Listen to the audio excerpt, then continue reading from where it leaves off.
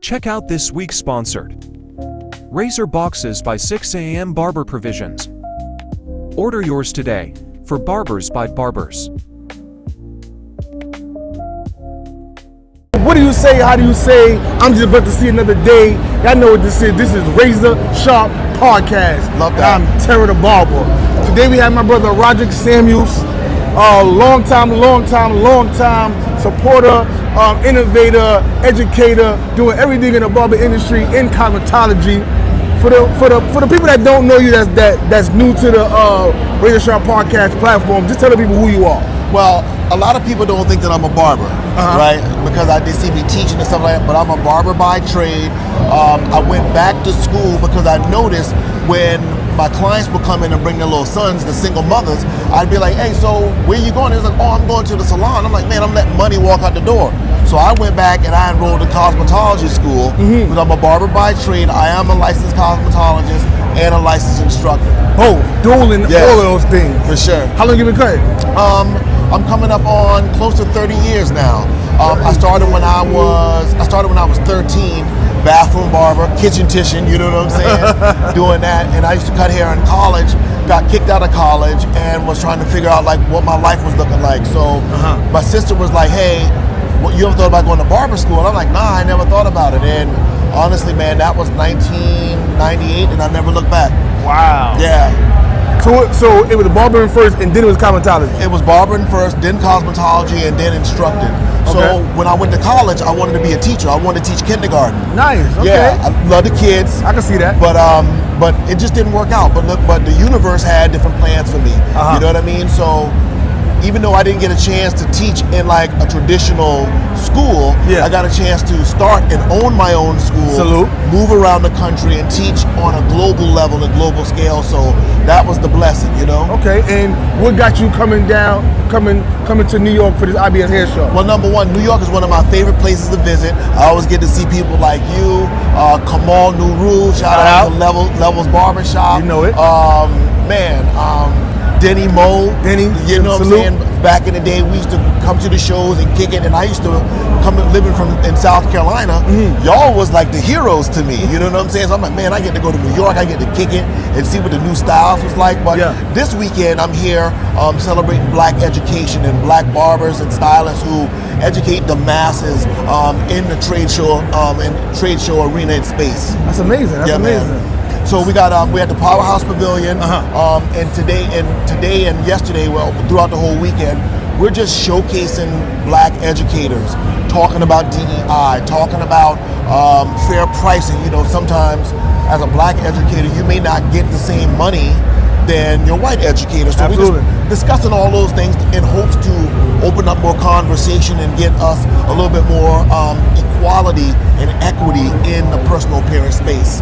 That's amazing. So who are some people that you're going to have speaking? Man, so today we got the North American Hairstyling Award winner for 2023. That's Kia Neal.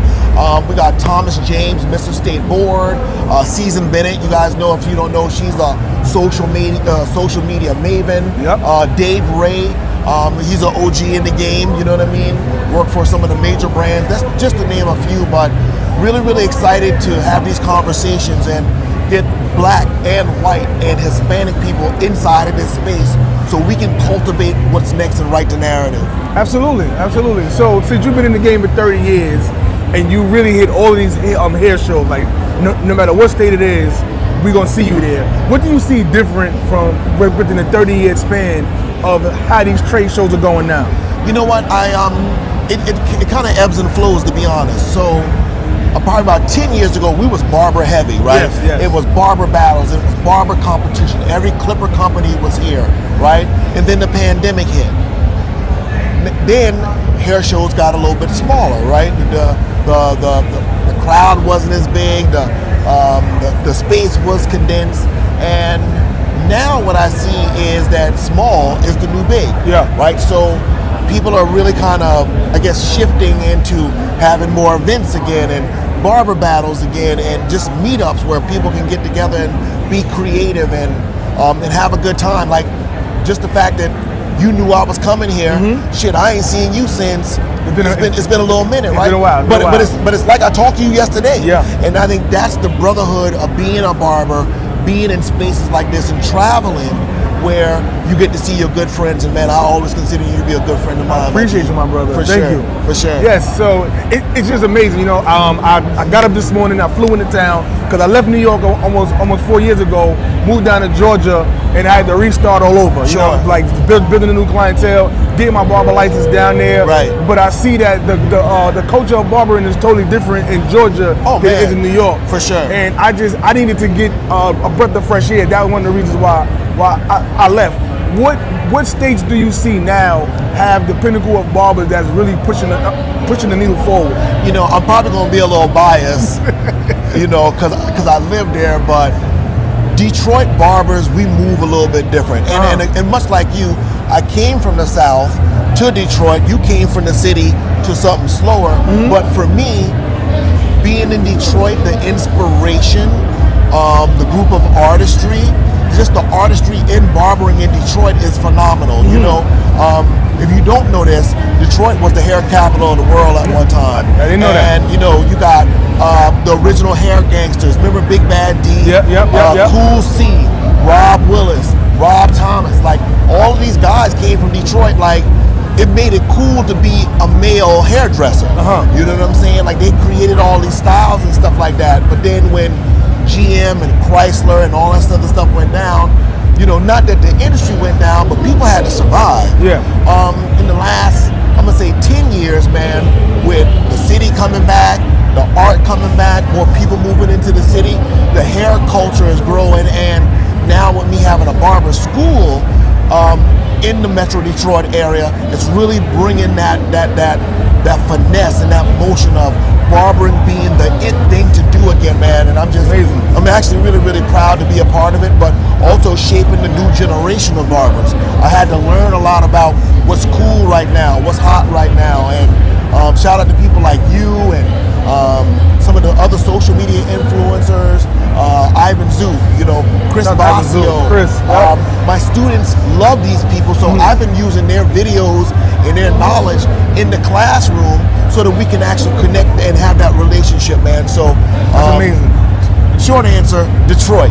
Okay. 313. So, you know, what up, though? It's amazing you say that because there's a lot of new barber instructors coming out there, a lot of new barber schools opening up, and I feel like there's a lot of these instructors that's not really in tune with the hair shows, with the pioneers, those that paved the way.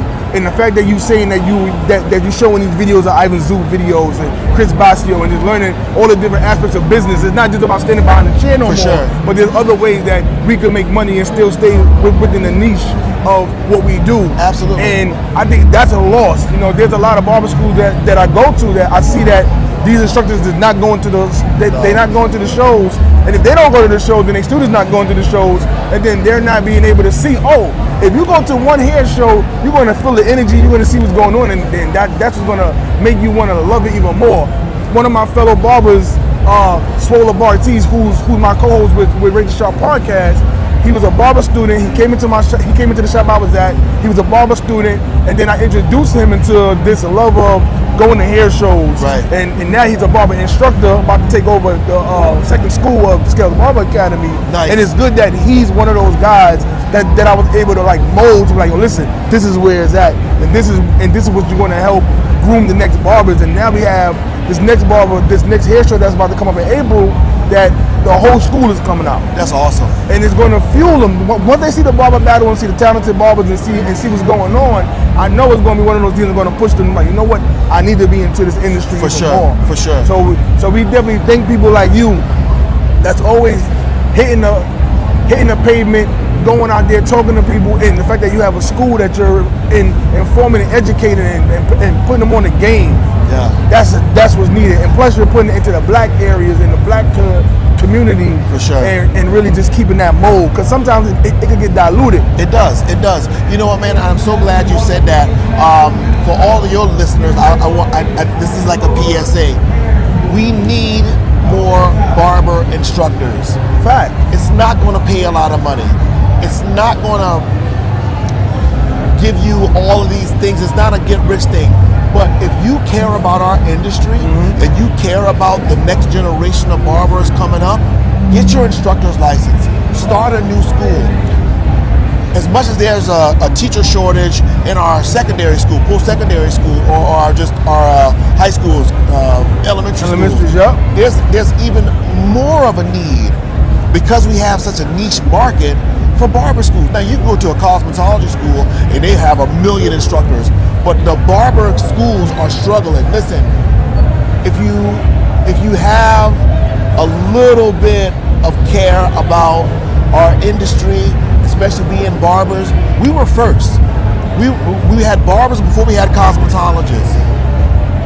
It's prostitution, carpentry, and barbers. Right? That's a crazy combination. But it is. It is. I mean, razor sharp. We're gonna keep it sharp, right? Yeah, we're gonna keep it sharp. But our industry, our world needs more barber instructors. Yeah. Number one, stop cutting without a license. Facts. You're killing our industry. You're killing our pockets. Yep. Number two, go to school, do an apprenticeship, whatever you got to do, but become legitimate. Then go get your barber instructor's license and start mentoring, like Terah. Start mentoring these young people to come to the shows to see everybody who they follow on Instagram is here. Yep. Everybody who I want to take this class, they're here, giving the gospel. But if you're not here, square, man. But I want to encourage everybody watching, get your instructor's license, start barber schools. I'll help. It doesn't matter to me, but we need to have more licensed barber instructors all across the country, because without barber instructors, we don't have barbers. If you're a barbershop owner, you want the best talent, get your instructor's license and go to the school and teach. You get to have your pick of the litter. That's a fact. And I'm gonna end this with, I do something called barber questions. It's 5 questions, rapid fire, and most of the time it's gonna stumble somebody or gonna make you think. First question I got for you is top 5 clipper companies. Top 5 clipper companies. Wall, and wall. Next question. Second question I got for you is being licensed important? Being licensed is the most important thing to our industry. If you're not licensed, you don't exist. That's a fact. Third question for you is, where do you see the industry in 5 years? In 5 years, I see this industry taking a shift, honestly. I think that big hair shows like this are going to become smaller vignettes around the country to reach more people. But I also see barbering coming more into barber styling. Barbers are losing a lot of money to the cosmetologists because they don't know how to cut long hair. Yep. Okay. Fourth question I got for you is social media important, and does it help you gain more clientele? Social media is important so that people can see what you're about. But to gain a clientele, you got to take it all the way back old school and create that relationship. I tell my students all the time, T, we're not selling haircuts, we're selling an emotion. People don't remember the haircut, they remember how you make them feel. Absolutely. So that legendary customer service, anticipating people's needs, make sure you send them home with some retail or some product. That's what's going to make you the best barber you can possibly be. That's a fact. All of the gyms. And my final question for you is, what type of barber are you? I'm more of a craft barber. Can I do enhancements? Yes. Can I do design work? Yes. But the clientele that I want to serve are a little bit more in a business world. I service a lot of people who work in and around the banking district. We got Quicken Loans there. So most of my clients are bankers, lawyers, doctors, whatever the case may be, and based on their career, it doesn't allow them to have those types of hairstyles and stuff like that. So I'm more of a craft barber. Sharp lines, clean razor shave, dope transition into fade. That's how I make a living, man. Salute, my brother. For sure. That was very well articulated. So I thank you, my brother. Tell the people out there where they can find you. Hey, man, you can find me on Instagram. It's Rodrick Samuels, RODRICKSAMUELS. Also, you can find me on my teaching page, which is Teaching Barbers is My Jam. Salute, my brother. Hey. Always barber love. Appreciate you, man. Yes. Love, brother. Thank y'all. What do you say? How do you say? I'm just glad to see you another day. I go by the name of Terah the Barber. It's your boy Swole LeBartiste, ladies and gentlemen. And y'all know what this is. This is Razor Sharp podcast. Listen, today we want to shout out our sponsor. Those amazing people. This is our first sponsor. This is our first sponsor. Our sponsor. 6 a.m. Barber. Yeah. And they have this amazing product right here called the Razor Box.